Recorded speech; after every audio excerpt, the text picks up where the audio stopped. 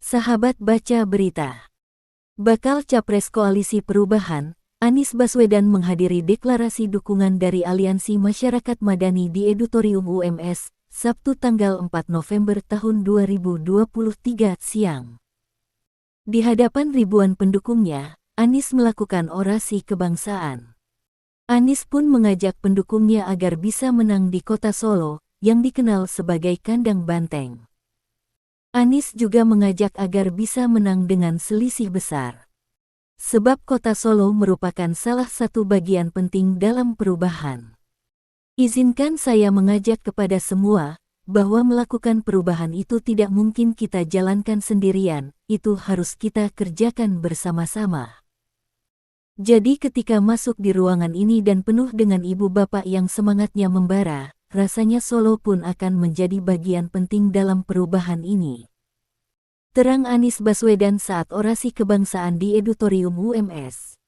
Bisa nggak menang di Solo, teriak Anies. Bisa, balas peserta. Siap memenangkan Solo, kata Anies. Siap, jawab peserta. Anies menegaskan kalau di Solo menang, maka akan bergetar seluruh Indonesia. Kalau menang di Solo, bergetar seluruh Indonesia. Insya Allah, ucapnya. Anies mengatakan bisa menang di Solo asal tidak curang. Bapak ibu kalian yang bilang, asal tidak curang. Tapi kita sudah dengar katanya mau netral, ungkap dia. Anies pun menilai kapan kecurangan itu bisa berdampak. Ketika selisihnya sedikit, ketika selisihnya besar maka sulit dilakukan kecurangan. Betul, siap di Solo selisihnya besar. Siap di Solo menangnya besar, kalau menangnya besar sulit bikin curang itu. Tapi kalau menangnya ngepres, nah itu ada barang-barang yang hilang di tengah jalan, paparnya. Insya Allah di Solo ini kalau sampai kita makin hari makin membuat gerakan perubahan maka makin menguat. Kita menginginkan Indonesia lebih adil, kita bikin tata kenegaraan yang lebih menggunakan akal sehat, kita menginginkan aturan hukum yang benar-benar untuk keadilan bukan untuk kekuasaan. Sambung dia. Menurutnya, kegiatan ini menjadi bagian gerakan di Solo, sehingga makin hari makin kuat. Maka, insya Allah 4 bulan lagi di sini bisa sujud syukur kemenangan dari Solo. Menangnya harus menang besar.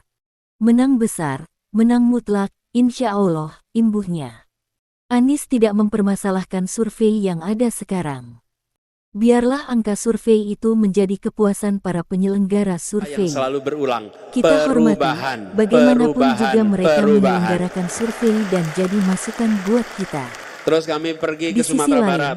Kita tahu sesungguhnya yang terjadi di masyarakat. Ke Bukit Tinggi. Insya Allah, kemenangan diantarkan pada kita. Hujan. Insya Allah, Solonya lebih maju, Indonesianya lebih adil, tandasnya. Tidak menggoyangkan mereka, tidak membubarkan mereka. Satu kata, perubahan, perubahan. Dari situ berangkat ke Sumatera Utara. Sumatera Utara kami bersilaturahmi, mampir ke 8 kota dalam 2 hari. Dan di semua tempat, ribuan berkumpul, sama, semuanya mengatakan satu kata, perubahan. Itu katanya.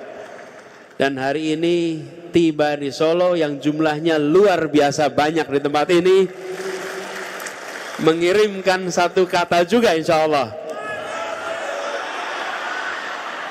Kita menginginkan perubahan, kita menginginkan perubahan.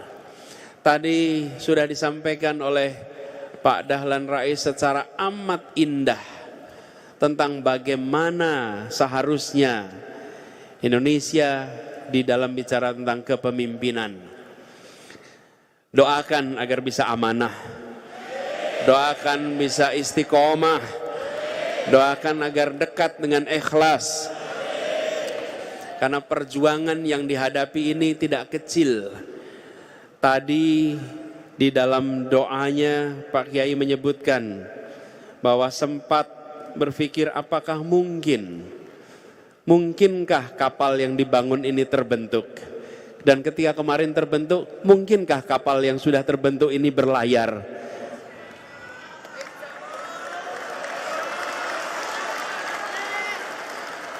Mungkinkah kapan ini berlayar? Ya, dari selama 1 tahun ini, tadi diceritakan ya Pak Yai pun di Pak Yai Bau. Oh, sampun tindak nggih. Pak, Pak Kiai Halim tadi cerita, menyampaikan Pak Surya Paloh mencalonkan, ini kuleres Pak Rektor, Pak Dahlan. Semenjak mencalonkan, tidak ada lagi tamu yang datang ke tempat beliau. Semua takut, semua menjauh. Tantangan demi tantangan itu bermunculan. Kenapa? Karena Pak Surya Paloh dan Nasdem memutuskan untuk mengambil gagasan gerakan perubahan. Langsung berhadapan dengan tantangan yang tidak kecil. Kalau mau hidup nyaman enak, cukup duduk-duduk tenang, mengikuti rombongan hari ini, pasti nyaman. Betul tidak? Tapi Bapak sekalian, inilah ciri-ciri yang mau mengambil tanggung jawab. Kita tidak terlalu khawatir dengan apa yang ditulis wartawan, dan kita tidak terlalu khawatir apa yang ditulis oleh media sosial.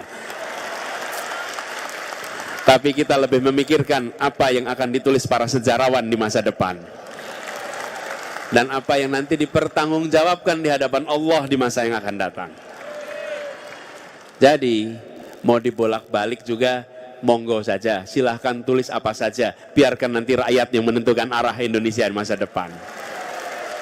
Nah, 1 tahun sudah terlewati. Alhamdulillah bulan yang lalu bisa mendaftarkan. Dan waktu itu saya sampaikan mohon maaf bila mengecewakan. Mengecewakan mereka-mereka yang pesimis bahwa ini bisa berlayar.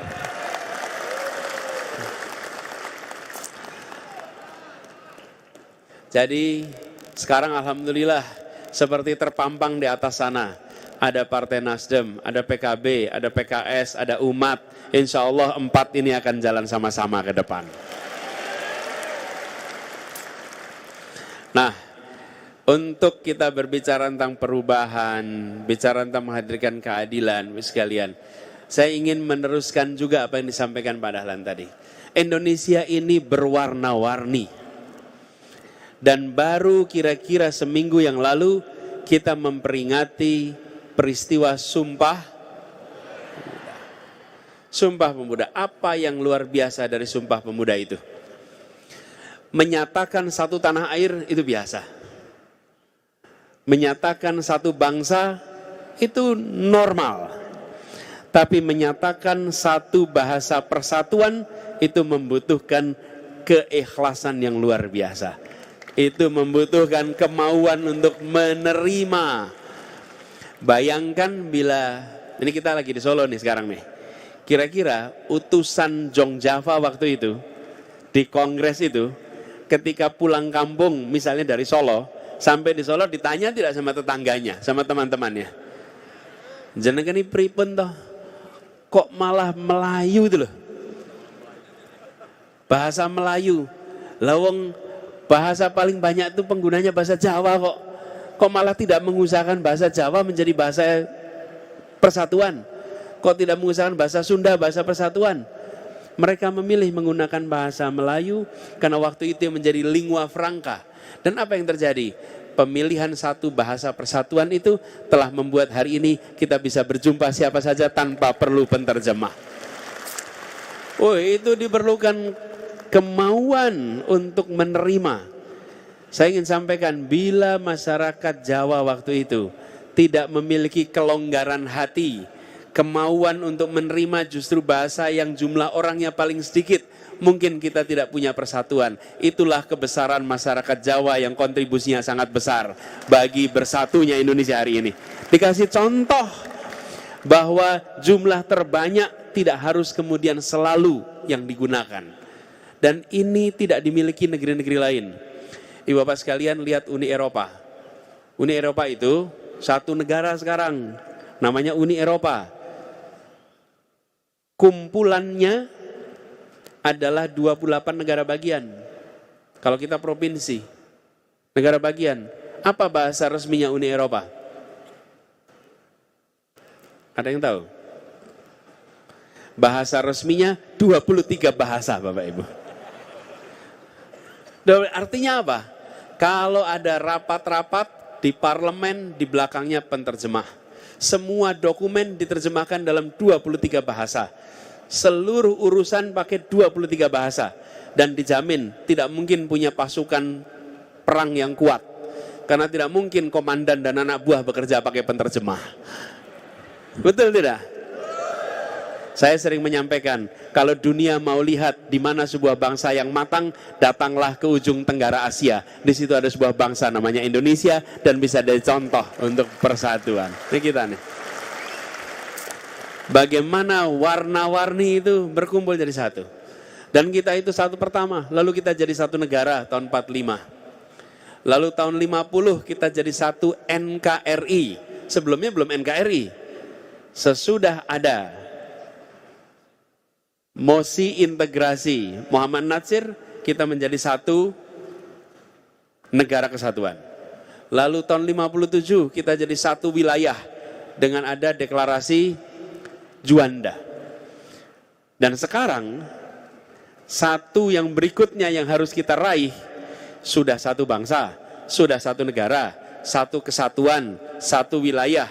Satu berikutnya yang harus kita ambil adalah satu kemakmuran, satu kesetaraan.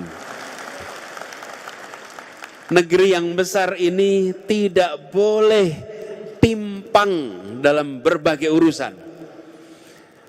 Kita bersyukur hari ini yang berada di Solo, karena Solo, Semarang, Jogja, Bandung, Jakarta, mungkin itu kurang lebih setara pergerakan perekonomiannya. Tapi begitu kita keluar dari kota besar, keluar dari Pulau Jawa, apalagi di daerah yang jauh jaraknya dari Jawa, maka kita akan menemukan ketimpangan yang luar biasa. Republik ini tidak didirikan untuk sekelompok orang dan sebagian wilayah. Republik ini didirikan untuk semua dan di mana saja. Kami mengalami di Jakarta, Bapak Ibu. Ketika saya mulai bertugas di Jakarta, tahun 2017, kami ditunjukkan dengan kenyataan bahwa Jakarta itu adalah satu-satunya kota besar di dunia yang bagian dari kotanya itu kepulauan. 5 kota administratif, 1 kabupaten administratif pulau. Bukan satu pulau, kepulauan. 111 pulau dengan 11 pulau berpenduduk. Dan begitu datang ke tempat itu, mereka seperti bukan bagian dari ibu kota. Ketimpangannya luar biasa. Listriknya sulit, air bersihnya sulit, kebutuhan pokoknya mahal. Bahkan ketika ada yang sakit, maka sulit sekali untuk dibawa ke rumah sakit mendapatkan pelayanan. Tempat yang sangat timpang. Waktu itu kami katakan pada seluruhnya, bagaimana mungkin kita mengatakan kepada penduduk yang tinggal di pulau-pulau jauh, kalau yang tinggal di pulau-pulau bagian dari ibu kota saja tidak mendapatkan pelayanan. Diubah itu semua. Alhamdulillah kini kondisi kepulauan setara dengan kondisi daratan di Jakarta. Bahkan kalau kepulauan hari ini, kalau membuka air keran, airnya sudah bisa diminum. Kenapa? Karena teknologinya sudah canggih, bisa dipakai lebih murah. Semuanya, fasilitas pasarnya, kesehatannya, pendidikannya. Ternyata ketika sudah kami lihat apa yang dibutuhkan. Yang dibutuhkan bukan apa-apa, kecuali kemauan dan secari kertas serta selembar tanda tangan. Jadilah perubahan itu. Eksekusi langsung, asal ada arahan, asal ada perintah. Nah, ini yang kita harus kembalikan Bapak Ibu sekalian. Kita membutuhkan Indonesia yang tumbuhnya setara. Dan kita menginginkan Indonesia yang hukumnya tidak berat sebelah. Hukumnya adalah memberikan kesetaraan kepada semuanya. Setara ekonominya, setara pertumbuhannya, lalu ada kepastian hukum. Bila aturan hukum yang ada itu tidak memberikan kepastian, tapi justru memberikan ketidakpastian, rusak tatanan kita. Hari ini kita sering menemukan, bila tidak viral, maka tidak dapat perhatian. Betul tidak? Oke. Bila menyangkut yang kecil, maka landep. Bila menyangkut yang besar maka, bila menyangkut lawan maka tajam. Bila menyangkut kawan, hukum tak kenal itu semua. Karena itu kalau lihat lambangnya hukum itu ada seorang perempuan yang matanya diikat, ditutup. Supaya apa? Supaya dia tidak menyaksikan siapa yang sedang diadili. Tutup matanya. Lambangnya, tapi prakteknya belum. Perubahan adalah kita mengembalikan kepercayaan kepada aparat penegakan hukum di Indonesia. Perubahan artinya kita mengembalikan itu semua. Mengembalikan agar proses hukum KPK tidak boleh lagi menjadi badan yang keok. KPK harus menjadi badan yang kuat, badan yang siap untuk menghadapi semua yang melakukan korupsi. Dan bukan tempat untuk melakukan kriminalisasi. Udah ada itu yang pernah merasakan.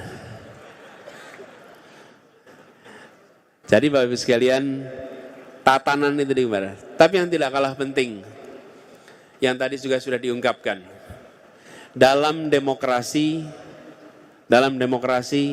pilarnya adalah kepercayaan. Itu demokrasi. Kalau non demokrasi, otoriter, pilarnya apa? Rasa takut. Kenapa penguasa bertahan? Karena rakyatnya takut. Tapi dalam demokrasi, kenapa penguasa bertahan? Karena dipercaya oleh rakyat. Itu bedanya. Kepercayaan itulah tonggak penjaga demokrasi. Rejim otoriter, tonggak penjaganya rasa takut. Karena itu rejim otoriter pasti menggunakan rasa takut untuk bertahan. Dia tidak menggunakan akal sehat. Dia menggunakan alat-alat negara untuk memberikan rasa takut dan mempertahankan kekuasaannya. Itu buktinya banyak, bukan cuma di Indonesia. Dulu di Filipina ada namanya Marcos, pakai rasa takut. Dulu di Iran ada namanya Shah Iran, pakainya rasa takut. Ada di Mesir namanya Husni Mubarak, pakai rasa takut. Semua dengan rasa takut. Di Indonesia pernah ada 30 tahun, pakai rasa takut. Tapi begitu rasa takut hilang, rejim itu bertumbangan. Tidak ada rejim pakai rasa takut yang bisa bertahan lama. Begitu rasa takut hilang, rejim bertumbangan. Jadi kalau ada yang menebarkan rasa takut, jangan biarkan rasa takut berkembang. Hadapi, karena itulah kelemahan paling utamanya. Kalau kita biarkan rasa takut berkembang, maka semua yang bertahan dengan pakai rasa takut akan makin kuat. Karena rejim ya, bertahan harus pakai trust, pakai kepercayaan. Bicara kepercayaan, saya jadi ingat 2 hari yang lalu, sekarang Sabtu, berarti Jumat. Jumat saya sholat Jumat di Masjid Raya di Asahan. Asahan di Sumatera Utara. Ketika sampai di sana, saya cerita sama warga di Masjid Raya itu. Saya sampai di sini ingat seorang tokoh yang dulu saya sering baca tulisannya. Namanya Muhammad Imaduddin Abdurrahim. Biasa dikenal dengan nama Bang Imad. Beliau itu nulis buku kuliah Tauhid. Saya masih kuliah di Jogja. Bang Imad datang. Dulu saya kalau pas lagi kuliah itu sering jadi panitia seksi transportasi. Kurang penting secara posisi. Yang keren itu ketua panitia, ngasih sambutan. Kalau transportasi itu nggak terlalu penting. Tapi bagi saya itu seksi yang paling bermanfaat. Karena saya yang menjemput ke airport, saya mengantarkan ke hotel, saya yang nemani makan, saya yang nemani perjalanan, saya yang dapat interaksi paling banyak di antara semua panitia yang ada. Lah iya, kita ngilmunya sama siapa? Sama pembicaranya. Nah, waktu di jalan dengan Bang Imad saya tanya, Bang Imad saya ini baca buku kuliah Tauhid. Tapi, saya tidak membayangkan kalau Bang Imad itu ternyata insinyur listrik. Kelihatannya ulama. Tulisannya juga ulama, walaupun sangat saintifik pendekatannya. Lalu beliau cerita, saya tanya, gimana ceritanya jadi insinyur listrik? Nah, terus dia cerita gini. Saya tinggal di Asahan. Kenapa nyambung dengan Asahan kemarin? Saya tinggal di Asahan. Datang Bung Hatta mau meresmikan bendungan Asahan. Dia SMA, kalau tidak kelas 2, kelas 3. Kata dia, satu kampung itu berbondong-bondong jalan kaki untuk mendengarkan pidato Bung Hatta. Belum ada TV, belum ada sosmed, belum ada koran. Di kampung itu cuma dengar cerita, ada orang namanya Bung Hatta. Orang yang ikut memerdekakan. Semua datang pengen nonton pidatonya Bung Hatta. Pengen lihat wajahnya. Dan lalu Bung Hatta pidato. Pidatonya Bung Hatta begini. Hari ini kita meresmikan, kira-kira nih kalimatnya. Hari ini kita meresmikan bendungan Asahan. Bendungan ini dipakai untuk membangkitkan tenaga listrik. Indonesia ke depan memerlukan tenaga listrik banyak sekali. Membutuhkan bendungan lebih banyak lagi. Dan Indonesia membutuhkan banyak insinyur-insinyur listrik di masa yang akan datang. Lalu apa kata Bang Imad? Selesai acara itu, semua anak-anak pulang kampung dengan bercita-cita, kami ingin jadi insinyur listrik seperti apa kata pemimpin saya, Muhammad Hatta itu. Ibu bapak sekalian, apa artinya? Apa artinya? Tidak ada satupun yang mendengar Bung Hatta pidato lalu membayangkan, oh saudaranya kontraktor. Nggak ada. Tidak ada satupun, oh sponsornya Bung Hatta itu perusahaan-perusahaan pembangun waduk. Nggak ada. Oh Bung Hatta itu membicarakan soal listrik karena Bung Hatta punya kepentingan untuk dapat uang dari perusahaan-perusahaan. Tidak ada. Yang ada di kepala semua orang adalah kami mempercayai dia secara tanpa syarat dan apa yang dia katakan kami dengarkan, kami laksanakan. Itulah yang disebut sebagai kepercayaan. Kita harus mengembalikan kepercayaan kepada pemimpin-pemimpin politik yang ada di Republik ini. Ketika pesan itu disampaikan, orang mendengar dan mengatakan, saya lakukan, saya kerjakan. Dan bagaimana perjalanan hidup, begitu banyak orang mengikuti apa kata pemimpinnya. Ini yang tadi disampaikan juga oleh Pak Dahlan, bagaimana kita mengembalikan kepercayaan itu. Tapi bila hari ini, atau jangan hari inilah, berapa bulan yang lalu A, berapa bulan kemudian B, menjawabnya agak sulit di kemudian hari, Bapak Ibu. Betul tidak? Karena itu tadi saya sampaikan, doakan agar kita semua ini didekatkan dengan istiqomah, supaya lempeng lurus. Nah, salah satu aspek yang ingin kita kembalikan bicara tentang perubahan adalah mengembalikan kepercayaan publik kepada institusi-institusi negara yang ada di Indonesia ini. Sehingga institusi negara itu bekerja untuk kepentingan publik, bukan untuk kepentingan sekelompok orang, bukan kepentingan 1-2 partai, apalagi kepentingan keluarganya sendiri. Ini yang harus dikembalikan. Dan kalau kita bisa mengembalikan itu semua, maka kepercayaan publik akan bisa dikembalikan di Republik ini. Karena itu saya sampaikan, demokrasi pilarnya adalah kepercayaan. Kalau non demokrasi pilarnya rasa takut. Dan rasa takut ini yang tidak boleh dibiarkan tumbuh berkembang. Karena itu Bapak Ibu sekalian yang saya sangat hormati, dalam kesempatan ini izinkan saya mengajak kepada semua bahwa melakukan perubahan itu tidak mungkin kita jalankan sendirian. Dan itu harus kita kerjakan bersama-sama.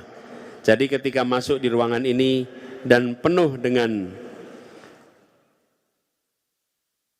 ibu, bapak yang semangatnya membara, rasanya Solo pun akan menjadi bagian penting dalam perubahan ini.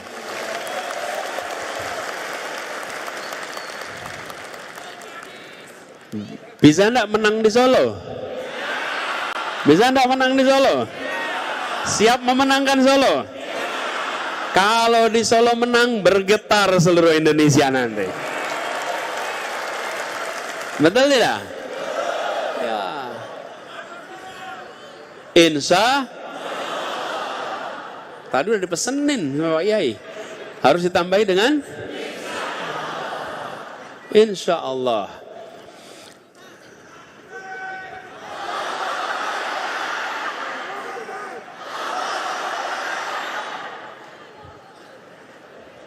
Bapak Ibu, tadi ada yang bilang asal tidak curang. Betul ya? Tapi kita udah dengar katanya mau netral.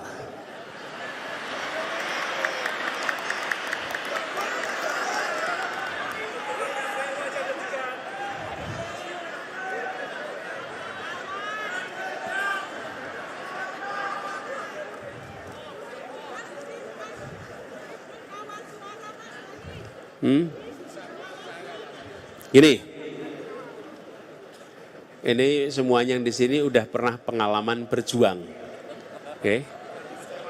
Pengalaman berjuang sudah banyak nih, sudah punya banyak dan punya pengalaman agak sakit di ujung perjuangan itu.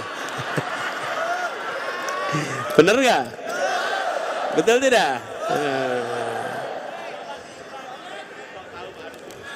Iya. Sakitmu sakitku. Karena itu bisa tahu kita. Tapi gini Mas sekalian, ya. Dari pengalaman kita lihat, kapan kecurangan itu bisa berdampak ketika selisihnya sedikit. Ketika selisihnya besar, maka sulit dilakukan kecurangan. Betul? Oke, siap di Solo selisihnya besar? Siap di Solo menangnya besar? Kalau menangnya besar sulit bikin curang itu. Tapi kalau menangnya ngepres, itu bisa ada barang-barang hilang di tengah jalan. Betul tidak? Nah, jadi harus jagain. Insya Allah di Solo ini, kalau sampai kita makin hari makin menguat, gerakan perubahan di Solo makin hari makin menguat. Kita menginginkan Indonesia yang lebih adil. Kita ingin tata kenegaraan yang lebih menggunakan akal sehat. Kita menginginkan aturan hukum yang benar-benar untuk keadilan, bukan untuk kekuasaan. Mengembalikan negara bukan menjadi negara kekuasaan di mana hukum di bawah kekuasaan, tapi menjadi negara hukum di mana kekuasaan di bawah hukum. Bila itu semua menjadi bagian dari gerakan di Solo ini, makin hari makin kuat, insya Allah 4 bulan lagi di sini kita bisa sujud syukur kemenangan dari Solo. Menangnya harus menang besar, menang besar, menang mutlak. Menangnya insya. Ini kalau bapak-bapak sudah jalan, apalagi ibu-ibu udah jalan, the power of ibu-ibu itu dahsyat. Betul tidak? Ya. Dan insya Allah kita akan jalankan ini semua. Kami sering sampaikan, Bapak Ibu sekalian, biarlah angka survei itu menjadi kepuasan para penyelenggara survei. Biarlah kita hormati. Bagaimanapun juga mereka menyelenggarakan survei dan jadi masukan buat kita. Di sisi lain, kita tahu apa yang sesungguhnya terjadi di masyarakat. Betul tidak? Dan kita merasakan sama-sama suasana keinginan perubahan yang makin hari makin membesar. Jadi, saya ingin sampaikan kepada semua, waktu kita tinggal pendek. Sampai dengan 14 Februari. Buat semua para relawan, asal usul kita beda. Nama-nama relawan beda, seragamnya beda-beda. Tapi tujuannya sama, tujuannya satu, memenangkan ikhtiar perubahan di Indonesia ini.